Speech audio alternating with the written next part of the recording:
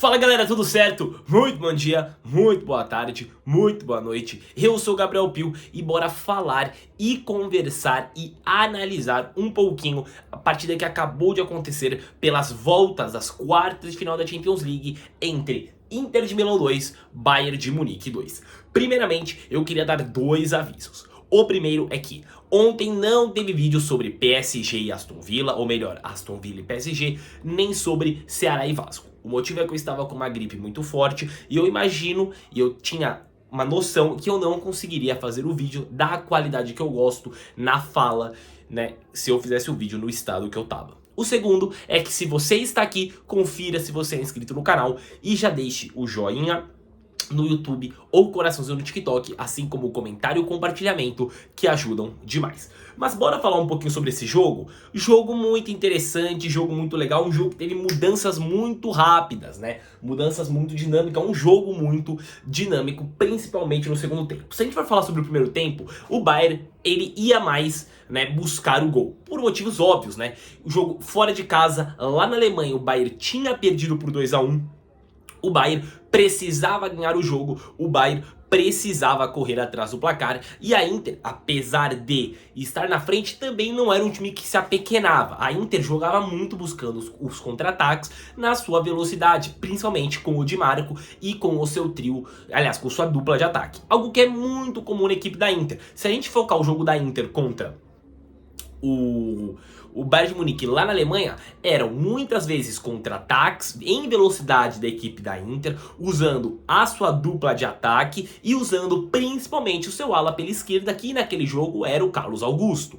Hoje, uma pequena mudança, o Di Marco entra no lugar do Carlos Augusto e as jogadas da Inter acabavam muito sendo por esse contra-ataque, onde muitos dos seus meias acabam subindo, pelo menos um deles, que fica entre Mkhitaryan, Çalhanoğlu e Barella, mais o Çalhanoğlu, o Di Marco pela esquerda, com o Thuram e o Lautaro Martinez pelo meio. O Darmian, que era o ala pela direita, acaba sendo um ala um pouquinho mais defensivo. Um pouquinho não, até bem mais defensivo do que o Di Marco. E a equipe do Bayern acabava se buscando muito pro jogo e acabava caindo na mesma metodologia, no mesmo golpe, pra falar melhor, né? Acabava caindo no mesmo golpe do jogo de ida. Qual era o golpe do jogo de ida que a Inter fazia tão bem? Sempre parecia que a Inter tinha vários jogadores na sua área defensiva. Não é que parecia, é que realmente isso acontece. A Inter coloca muitos dos seus jogadores na área defensiva nos ataques do Bayern. Além que a Inter é um time que abaixa toda a sua linha, abaixa todo o seu time no campo de defesa e acaba fazendo com que o Bayern não tivesse espaços. E onde foi que o Bayern achou espaços? Se no jogo de ida era tentar no meio por infiltrações, isso acabou acontecendo de novo. E a Inter focava muito dos seus ataques pelo lado direito, que era o lado do Di Marco, que, como eu já disse, é um ala um pouco mais ofensivo. É um ala bem mais ofensivo, aliás, do que o Darmian. Então a equipe do Bayern acaba fazendo seus ataques pelo lado direito, pelo lado do Di Marco. Lado esse, que deixa meu celular carregar para eu não falar nenhuma besteira, né? Lado esse que acaba batendo o Olise. O Olise acaba caindo por esse lado, o Goretzka também, mas o Olise, ele fazia muito disso e tinha muito dessa ultrapassagem. O Laimer também acaba caindo por lá, muito dessa ultrapassagem na ponta, muito dessa ultrapassagem para tentar cruzamentos rasteiros pro meio da área, ou cruzamentos até mesmo longos, que era muito o que a equipe do Bayern tentava fazer. No primeiro tempo, o Bayern foi uma equipe que tentou buscar mais o gol, tentou achar mais as chances. Apesar que, em finalizações no primeiro tempo, tivemos 7 para a Inter e 9 para o Bayern. O Bayern atacava, apesar das melhores chances terem sido da equipe da Inter de Milão. Quando começa o segundo tempo, uma mudança, né? Acontece algo que muda muito a dinâmica do jogo. Que é que, logo no começo do segundo tempo, acaba saindo um gol de Harry Kane. Gol esse que sai pelo lado do Di Marco. Apesar que, não vou culpar o Di Marco, a não ser que eu acho que o Di Marco podia ter sido um pouco mais invasivo no espaço do Harry Kane. O Harry Kane consegue dominar, ajeitar, bater e fazer o gol.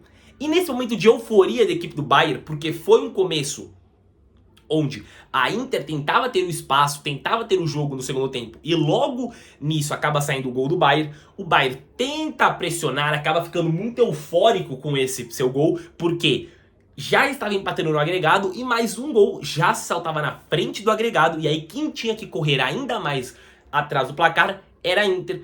Porém, numa dessas, a equipe da Inter acaba fazendo um gol, um escanteio o Kimmich tenta tirar, aliás, o Lautaro cabeceia, o Kimmich tenta tirar, não consegue, a bola sobra para o próprio Lautaro, que chuta, e a equipe da Inter empata. E nessa equipe da Inter empata, a equipe da Inter entra em ênfase no jogo. Eu falei errado, não é ênfase. Entra em euforia no jogo. E a equipe da Inter faz algo muito eufórico, pulsando junto com a sua torcida. E logo após 3 minutos do primeiro gol, faz o segundo, novamente no escanteio, dessa vez do outro lado, com Benjamin Pavard. E a partir daí, o jogo muda. Por quê?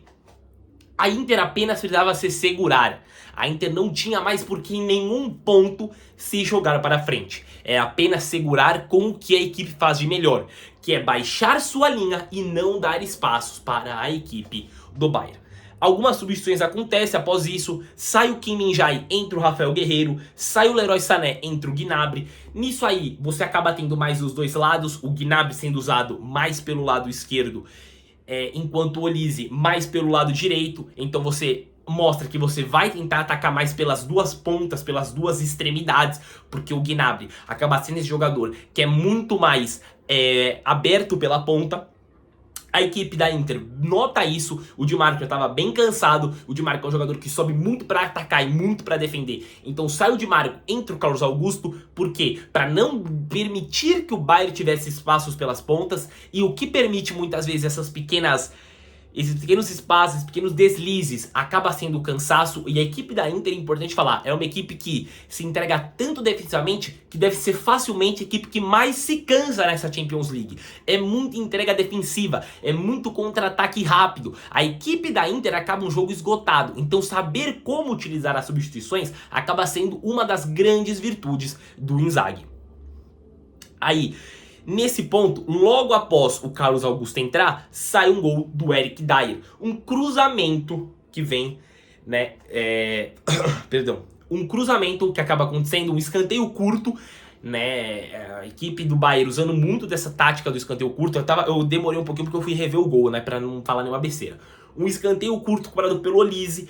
A bola chega no Gnabry, o Gnabry chuvera na área, cruza na área, e o Dier acaba fazendo um gol meio que sem querer, né? Porque a ideia do Dier, eu tenho quase certeza que era tocar pro meio da área para algum jogador do Bayern fazer o gol, porém a bola acaba encobrindo o Sommer, entra no gol, e a partir daí o Bayern empata. Quando o Bayern empatou, 76 minutos, faltavam 15 minutos, mais os acréscimos, faltavam 20 minutos para o final do jogo. E a equipe do Bayern acabou se jogando para frente de qualquer jeito, né? Se a gente analisar as substituições, o Lautaro sai para entrar o Taremi, o Lautaro muito cansado. A equipe do Bayern também muda, sai o Goretzka, entra o Pavlovic, e sai o Leimer para entrar o Coman. A equipe ainda se joga mais para frente, tirando o Leimer, que era o lateral, para colocar o Coman. Então tinha Gnabry pela esquerda, tinha Olise pela direita, tinha Coman pela direita, jogando muito mais para frente.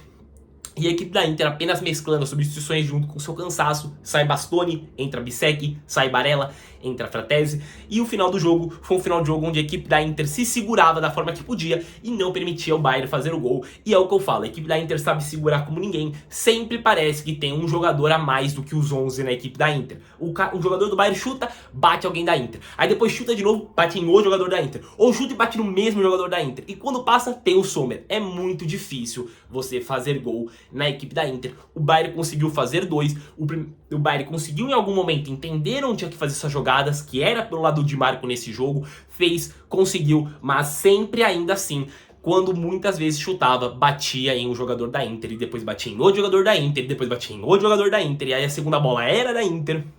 É muito difícil fazer gol na Inter. E a Inter passa de fase, e a Inter, para mim, como eu falo, é a segunda maior candidata a ganhar esse título.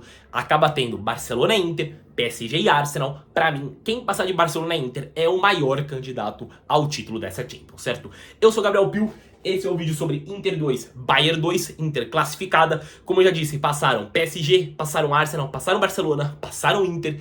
Hoje, ainda vou assistir Corinthians e Fluminense, vai ter vídeo. Vou assistir Santos e Atlético Mineiro, vai ter vídeo, tudo aqui no canal. Assistiu o vídeo até aqui e gostou?